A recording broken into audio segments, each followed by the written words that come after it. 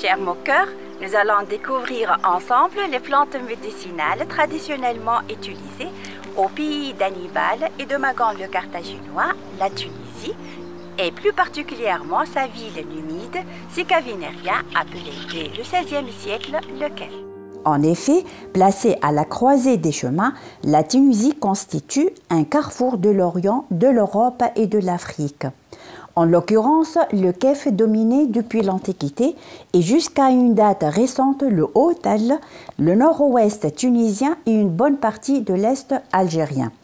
Vu son site perché et riche en eau, le Kef fut un lieu de passage de civilisations diverses, à savoir numides comme le prouve la table de Jugurtha, sise à la ville de Calat-Sénène et qui était située en Numidie, ainsi que les civilisations carthaginoises, romaines, byzantines, arabes et musulmanes. Ces invasions et occupations s'accompagnaient naturellement d'un brassage de cultures influençant fortement les pratiques populaires et croyances dans l'usage des plantes médicinales qui constituent une tradition ancestrale ancrée dans la culture de la population. Afin d'obtenir des informations sur ces plantes médicinales, nous avons mené une enquête ethnobotanique auprès des personnes âgées, des herboristes et des tradithérapeutes, et ce, dans plusieurs régions représentant les différents groupements végétaux. Le sud-ouest du Kef, zone concernée par l'enquête, se trouve dans la dorsale tunisienne, marquée par sa continentalité et se caractérisant par un relief accidenté. Il appartient à l'étage bioclimatique semi-aride inférieur avec des précipitations annuelles comprises entre 300 et 500 mm. L'enquête a montré que 100 plantes médicinales sont utilisées dans 279 recettes traditionnelles, 75% sont spontanées, 20% sont cultivées et 5% sont introduites. Les plantes spontanées correspondent à 72 genres et 41 familles botaniques. Les plus représentées sont les astéracées et les lamiacées. Leur répartition montre que l'élément méditerranéen a fourni l'essentiel du peuplement végétal de la région, représentant 70% des espèces spontanées recensées. Les endémiques constituent 26%. Cette richesse reflète la capacité de la population à maîtriser et à valoriser la flore de son milieu environnant par l'usage de plantes médicinales poussant dans différentes formations végétales, constituant une mosaïque de milieux tels que forêts hématorales, avec la prédominance d'espèces vivaces souvent ligneuses comme Pinus halepensis et Juniperus turbinata, qui sont utilisés pour traiter les troubles digestifs, en particulier la diarrhée. Le pistachier lentisque est utilisé également en cas de gastralgie, mais aussi de dermatose. Le romarin, plante mellifère par excellence, est recommandé notamment en cas de maladies associées à l'otorhinolaryngologie. Quant au parcours, il se caractérise par la dominance de caméphytes. Exemple, les armoises blanches et champêtres dont je parlerai un peu plus en détail par la suite. Le thym en capitule, très apprécié par les abeilles, et Thymus algériensis, une endémique du Maghreb-Libye, ayant plusieurs utilisations thérapeutiques, en particulier contre les maladies cardiovasculaires. Enfin, pour les terres cultivées où poussent notamment les annuelles, on peut rencontrer par exemple Reseda duriana, endémique algéro-tunisienne, utilisée en cas de glaucome chez les ovins. Nous en déduisons alors que les choix que fait la population ne sont pas le fruit du hasard. Ils résultent d'une connaissance parfaite du milieu et d'un savoir traditionnel qui s'enracine profondément dans l'environnement naturel, témoignant d'une rationalité paysanne. Ainsi, les recettes peuvent être simples où la plante est utilisée seule ou complexe, préparée en associant plusieurs plantes. Ces plantes sont prescrites par l'herboriste le mieux connu dans la région, dont l'activité d'échange de connaissances avec sa clientèle dans le domaine du savoir traditionnel est très développée et presque quotidienne. Voyons comment se soigner par ces plantes. Les indications thérapeutiques recensées couvrent un spectre large de pathologies ou symptômes. Les maladies les plus importantes sont celles du système digestif traitées par 41 espèces, telles que la santoline, le genévrier de Phénicie et le lentisque, les dermatoses traitées par 37 espèces, dont la globulaire et la germandrée. La population emploie tous les organes végétaux pour préparer ces remèdes. Les plus utilisés sont les feuilles. Elle met alors en œuvre plusieurs opérations pharmaceutiques. Les tisanes telles que décoction et macération constituent le remède traditionnel le plus simple. Elles permettent d'extraire par dissolution les principes actifs enfermés dans les cellules végétales et leur utilisation rationnelle en les adaptant à la voie d'administration adéquate. L'ingestion orale est la prescription la plus adoptée et moins fréquemment l'application locale et le cataplasme. Il faut noter également que certaines substances liquides d'origine naturelle entrent dans la composition des préparations médicamenteuses. Ces substances jouent le rôle d'excipient, véhicule ou adjuvant. Il s'agit notamment du miel, de l'huile d'olive, de l'eau, du beurre ranci appelé dhen Ousmane et du goudron de cade préparé à partir de l'hydrodistillation de l'écorce du pin d'Alep. En se basant sur certains indices ethnobotaniques tels que l'indice de fiabilité et l'indice de fréquence, quelques plantes remarquables se démarquent de l'ensemble en traitant certaines maladies. Dans le cadre de ce MOOC, nous avons choisi de traiter des plantes appartenant à la famille des astéracées telles que la santoline, ayant comme nom vernaculaire arabe Jada Okef et Shehia au sud tunisien. C'est une endémique du Maghreb. Il s'agit d'un sous-arbrisseau d'un vert cendré au capitule jaune qui se rencontre dans les rocailles et les pinèdes. Étant stomachique et tonique gastro-intestinal, la miction des capitules séchés et broyés avec du miel est utilisée au sud-ouest du Kef en cas de troubles digestifs pour traiter plus particulièrement l'ulcère et la diarrhée. Les propriétés pharmacologiques de la santoline sont dues principalement à la concentration en flavonoïdes pendant la période de fructification. Nous avons également l'armoise blanche, Artemisia saharée, dite en Tunisie chir, est une endémique algéro-tunisienne. Elle se développe dans les steppes ainsi que sur les pentes des collines. C'est une plante vivace à odeur caractéristique de thymol, aux feuilles pubescentes et argentées et aux capitules très petits groupés en grappes. L'armoise blanche se démarque de l'ensemble des plantes et a souvent été citée par la population pour soigner jusqu'à une quinzaine de maladies. Les tisanes et l'huile essentielle de la plante entière, c'est-à-dire tiges feuillées et cymes florifères, sont alors prescrites en cas de diabète, de cardialgie, de l'hypertension, de maux de ventre et de tête. Elle semble être dotée de toutes les vertus et de ce fait, elle est considérée en Tunisie comme une panacée.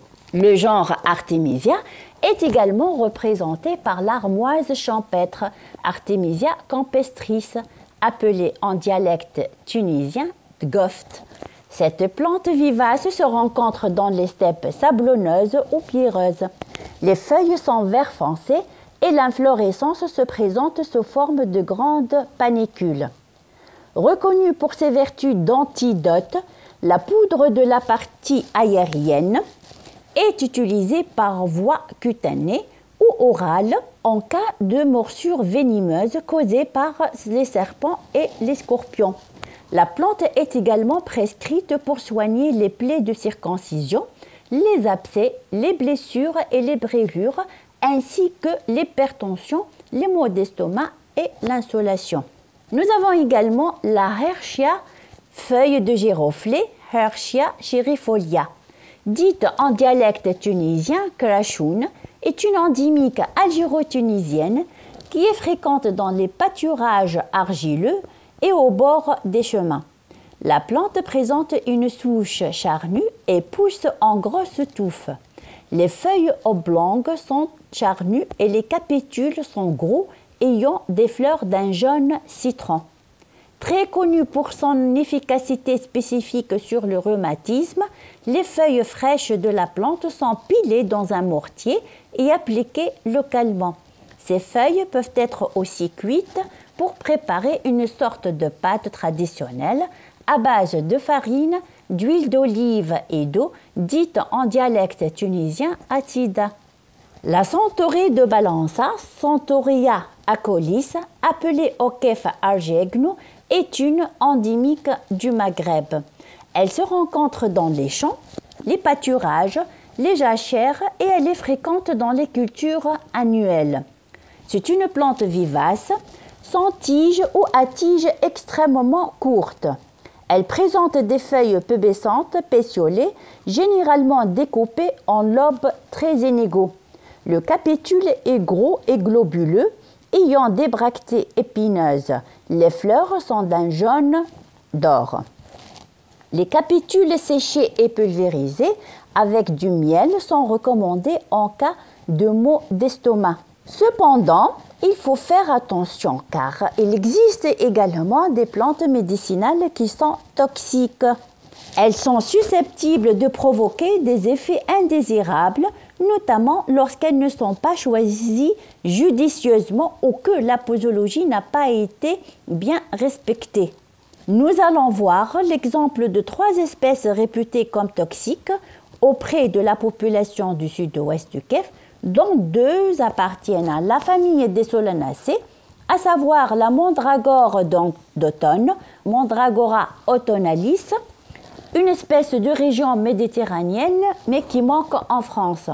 Elle se développe dans les pâturages et champs en terrain argileux. C'est une plante vivace qui présente une rosette de feuilles oblongues et lanceolées. Elle fleurit en octobre-décembre. Les fleurs ont une corolle violette, un peu plissée, conique campanulée. Le fruit est une baie de couleur jaune-orange. Il faut noter que des accidents ont été signalés dans les campagnes, notamment chez les enfants, souvent attirés par l'aspect luisant et la belle couleur jaune-orange des baies.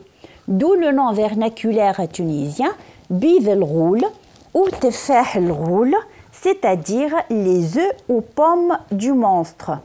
En effet, la toxicité de la plante est assignée à la présence dans la racine d'alcaloïdes, entre autres la mandragorine.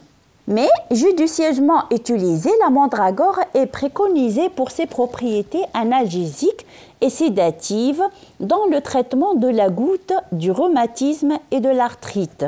Au Kef, nous avons relevé 2 usages à la mandragore pour traiter la grippe par inhalation de la racine fumigée ainsi que les hémorroïdes par application locale, des feuilles chauffées ou en préparant des suppositoires de racines. Nous avons également la Jusquiame blanche et Oceamus albus. Espèce de la région méditerranéenne, nétrophile, se rencontre dans les décombres et les terrains vagues. C'est une plante velue glanduleuse, les feuilles sont molles, la corolle en entonnoir est blanc jaunâtre. Au Kef, certaines personnes nous ont rapporté que la consommation des graines de Jusquiame blanche cause ivresse et hallucination, d'où l'appellation sekran, c'est-à-dire ivre. En fait, la toxicité de la Jusquiame est connue depuis fort longtemps et elle est due à la présence d'alcaloïdes tropaniques, dont l'atropine, exerçant surtout une action sédative sur le système nerveux central, pouvant par conséquent induire des effets secondaires non négligeables si la posologie n'est pas respectée. Néanmoins, le nom vernaculaire arabe sekran est également attribué à la Jusquiame noire et Oceamus niger, plante plus robuste, ayant une corolle à limbe jaune sale veinée de violet, à gorge pourpre noire. Cette espèce est indiquée rare en Tunisie. La troisième espèce de plante toxique appartient à la famille des Apocinacées. Et il s'agit de Nerium oleander, laurier rose ou en arabe defla. De point de vue taxonomique, Nerium oleander est aujourd'hui l'unique espèce du genre Nerium. Ce bel arbrisseau de la région méditerranéenne présente des inflorescences en cime et des fruits secs de type follicule. Étymologiquement parlant, le nom latin de la plante provient du grec ancien. En effet, Nérion, dérivé du grec pour l'eau, néros, en raison de l'habitat naturel de laurier rose le long des rivières et des ruisseaux. Quant à l'épithète oleander, elle dérive de olio, je tue, et andros, homme, à cause de la toxicité de la plante. Cette toxicité est due à la présence du principal poison hétéroside cardiotonique, l'oléandrine. En Tunisie, en particulier au Kef, la plante n'est par conséquent recommandée en médecine traditionnelle qu'en usage externe des feuilles pour traiter certaines dermatoses comme l'eczéma. Ayant néanmoins de belles fleurs, le laurier rose fait l'objet d'un fameux dicton tunisien. ما يعجبك نوار دفلة في الواد عامل ظليل ولا يعجبك زين طفلة حتى تشوف الفعايل. C'est-à-dire, ne sois pas ébloui par les fleurs du laurier rose dans les berges de Wadi, faisant de l'ombre, et ne sois pas aveuglé par la beauté d'une femme tant que tu n'en as pas vu les actes. Aussi, et pour décrire l'amertume prononcée d'un aliment, on dit souvent en dialecte tunisien amer comme du defla. Certes, ces pratiques actuelles de médecine traditionnelle trouvent leurs origines dans la haute antiquité. En effet, l'encyclopédie agricole et les recettes de Magan ont été transmises sur plus de 23 siècles en latin et en grec, ce qui atteste de la continuité de la transmission du savoir médicinal entre les civilisations. Néanmoins, cet héritage est aujourd'hui menacé par le changement climatique et l'activité anthropique, notamment à travers certaines pratiques d'exploitation dévastatrices. De surcroît, la tradition de transmission des connaissances en matière de plantes médicinales, détenue par quelques personnes âgées, connaît un déclin rapide avec en corollaire une perte considérable du savoir-faire local. Comme le dit le proverbe africain, un vieillard qui meurt, c'est une bibliothèque qui brûle. D'où la nécessité et l'urgence de protéger ces plantes médicinales, patrimoine naturel et culturel, afin d'assurer leur durabilité. Merci d'avoir suivi ce MOOC. Salam.